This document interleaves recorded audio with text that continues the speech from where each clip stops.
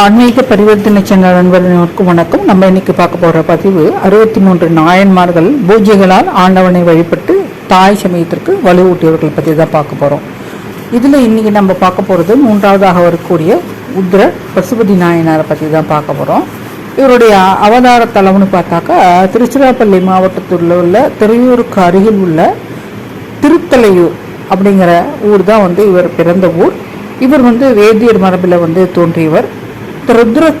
ருத்ரத்தை முக்கன் மூர்த்தியிடம் அளவிலா அன்பு கொண்டு அந்த ருத்ரத்தை ஜபம் செய்துட்டு வராரு.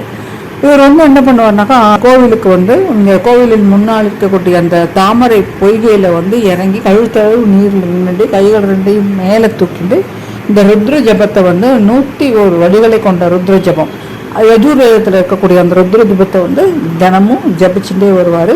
இது இவர் காத்தால ஆரம்பித்து இந்த உச்சி பொழுவரிலும் ஜபிப்பார். அப்புறம் மாலையிலும் உறுதி மாறாத இது பாராயணம் செய்து வந்தார்.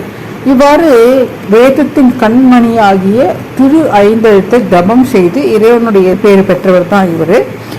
இதுதான் இந்த உத்ர பசுபதி நாயனாருடைய ஒரு வரலாறு. அடுத்த நாயனாருடைய வரலாறு அடுத்த வீடியோவில் பார்க்கலாம். நன்றி, வணக்கம்.